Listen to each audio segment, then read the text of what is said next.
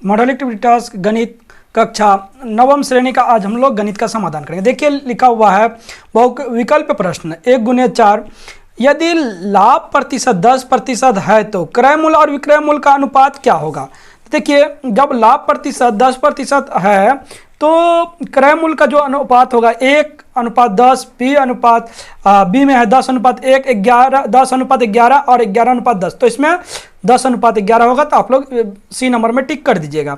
उसके बाद देखिए क्वेश्चन है कि त्रिभुज ABC में AB के मध्य बिंदु D से होकर यदि BC के समानांतर एक रेखा खंड DC खींचा जाए तो भुजा AC को बिंदु E पर काटती है तो क्या होगा। तो इसमें देखिए ऑप्शन दिया हुआ है A बराबर 1/3 AC, ये A E बराबर 1/2 AC, तो ये बी नंबर होगा। बी नंबर में आप लोग टिक लगा दीजिएगा।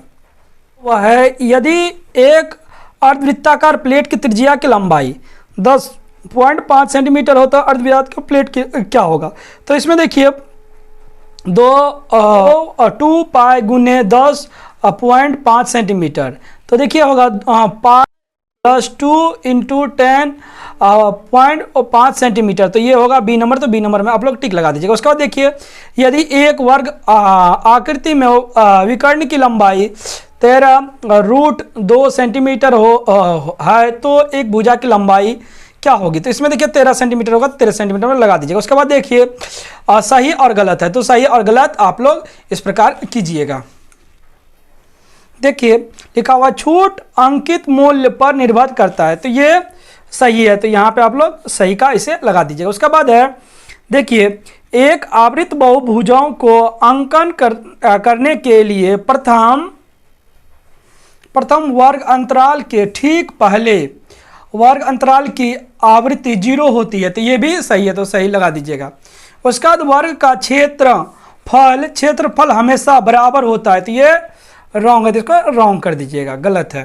प्रत्येक वृत्त की परिधि एवं व्यास की लंबाई का अनुपात एक निश्चित होता है, तो ये सही है, तो इसमें भी आप लोग सही का टिक लगा दीजिएगा। यदि 10 कलमों का क्रय मूल्य 8 कलमों के विक्रय मूल्य के बराबर है तो लाभ प्रतिशत ज्ञात कीजिए। देखिए 10 कलम का क्रय मूल्य दिया हुआ है तो क्या करना है, लाभ प्रतिशत निकालना है। तो आप लोग सर्वप्रथम लिख लीजिएगा कि माना 10 कलमों का क्रय मूल्य 100 रुपया है, उसके बाद तो 8 कलमों का विक्रय मूल्य तो 100 रुपया हो जाएगा। तो इसीलिए देखिए उसके बाद क्या कीजिएगा आप लोग कि 8 कलमों का विक्रय मूल्य 100 कर दीजिएगा, 100/8, तो 10 कलमों का विक्रय मूल्य हो जाएगा क्या कि 100/8, तो काटिएगा, आप काटिएगा तो आ जाएगा मूल्य निकल जाएगा 125 रुपया। 125 रुपया निकलने के पश्चात 10 कलमों का बेचने पर लाभ कितना हो रहा है, 10 पर 125 रुपये तो विक्रय मूल्य है और 100 रुपया क्रय मूल्य था, तो इसको घटा देंगे तो 25 रुपया हो जाएगा। तो लाभ प्रतिशत निकालने के लिए आप लोग लाभ प्रतिशत का सूत्र लिख करके कर लीजिएगा। तो कितना हो जाएगा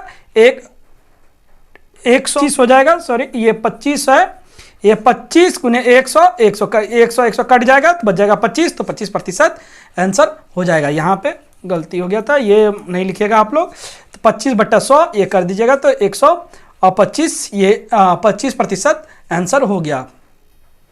देखिए दूसरा नंबर सवाल लिखा हुआ है, ये बॉक्स इस प्रकार आप लोग को दिया हुआ है, कक्षा ये करके इसे 74 है, 75 से ये करके दिया हुआ है, तो आवृत्ति ये दिया हुआ, आवृत्ति भी नीचे दिया हुआ है।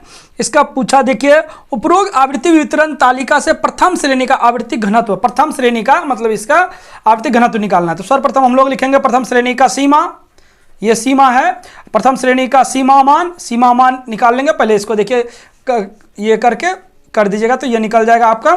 उसके बाद प्रथम श्रेणी का सीमा की लंबाई, ये इसमें से इसको घटा देना है, ये इसमें से इसको घटा दीजिएगा तो आप लोग का आ जाएगा 5 अंतर इसका जो कितना है निकालने के बाद 5 लिख दीजिएगा, यहाँ पे 5 हो जाएगा। उसके बाद प्रथम श्रेणी की आवृत्ति देखिए दिया हुआ है 3, तो 3 लिख दीजिएगा आप लोग, अंतर निकाल ही लिए। प्रथम श्रेणी का आवृत्ति का घनत्व F/D, तो देखिए 3 तो यहाँ से ले लिए थे और इसका अंतर जो आया था वो ले लेंगे, तो कितना हो जाएगा, ये 5 होगा, यहाँ पे ये 5, इसमें से ये दीजिएगा तो 0.6 आएगा। 0.6 यही हो गया आंसर आपका घनत्व, ये लिख दीजिएगा तो हो जाएगा। देखिए उसके बाद सवाल है, यदि त्रिभुजाकार क्षेत्र ABC का क्षेत्र फल 96 वर्ग सेंटीमीटर है और आधार BC 20 सेंटीमीटर हो तो ऊंचाई ज्ञात करो। तो ऊंचाई ज्ञात करना है आप लोग इस प्रकार। सर्वप्रथम त्रिभुज का क्षेत्रफल दिया हुआ है, देख लीजिए, आधार की लंबाई माना ऊंचाई h मान लिए, उसके बाद त्रिभुज का क्षेत्रफल 1/2 ऊंचाई गुने आधार। तो ये सूत्र लिख दीजिएगा।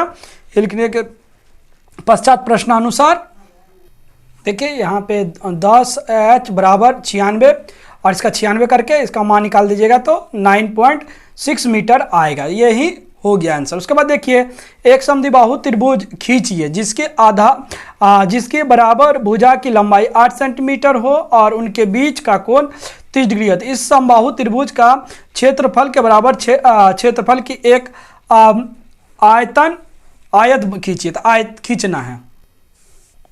सर्वप्रथम आप लोग ऐसे लकीर खींच दीजिएगा। देखिए ऐसे करके खींच देना है। खींचने के पश्चात आप लोग क्या कीजिएगा, 8 सेंटीमीटर का कंपास ले लीजिएगा। यहाँ से लेके ये ऐसे कर दीजिए। ये हो गया 8 सेंटीमीटर का कंपास। 8 सेंटीमीटर का कंपास लेने के पश्चात आप लोग ऐसे टिक कर दीजिएगा और करने के पश्चात इसको छोटा करके यहाँ पे 30 डिग्री का कोण बना लीजिए। ऐसे कर लीजिएगा कंपास को। कंपास से ये पहली बार काटिएगा तो ये हो गया 60 डिग्री का। 60 डिग्री से एक बार यहाँ से काट दीजिए और फिर एक बार 60 डिग्री से काट लीजिए। ये काटने के पश्चात आपका 30 डिग्री का कोण बन गया। तो आप लोग 30 डिग्री कोण पे लकीर खींच दीजिएगा। इसे ऐसे खींचने के पश्चात ये खींच दिए। खींचने के पश्चात आप लोग इसका लंबाई ले करके, क्योंकि समान बोला है तो यहाँ पे ये 8 सेंटीमीटर ले लीजिएगा और यहाँ काट दीजिएगा। काटने के पश्चात इसको मिला दीजिएगा। ये मिलाने के पश्चात आप लोग नामकरण इसका कर सकते हैं कुछ भी।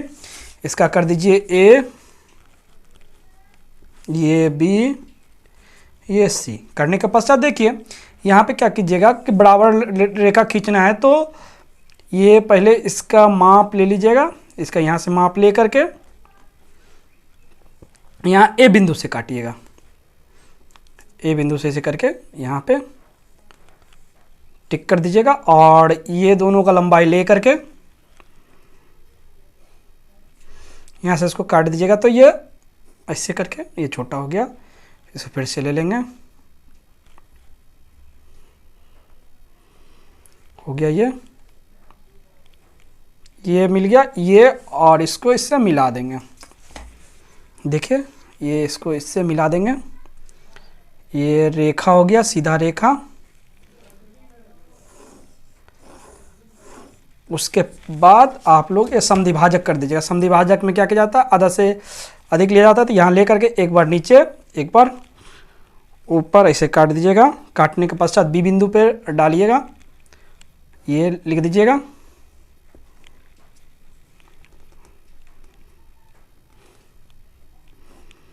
देखिए ये काटने के बाद इसको मिला दीजिएगा। ये मिलाने के पश्चात ये देखिए थोड़ा ये करके इसे मिला दीजिएगा। उसके बाद क्या कीजिएगा, ये दोनों का लंबाई माप के यहाँ पे लिख दीजिएगा। ये कर दिए तो ये बन गया आयत। ये बन गया आयत। अब नामकरण कर देते हैं। ये ABC था तो यहाँ पे P मान लीजिए, यहाँ पे Q कुछ नहीं है तो उसके बाद ये मान लीजिए PQR मान लेते हैं इसको S, ये और ये T। तो बोला है कि इस समबाहु त्रिभुज के क्षेत्रफल के बराबर आयत करके आयत लिख दीजिएगा। यहाँ पे आयत लिख करके देखिए क्या है, RB ये TS, यही हो गया आए। तो इतना ही लिखना पर्याप्त है।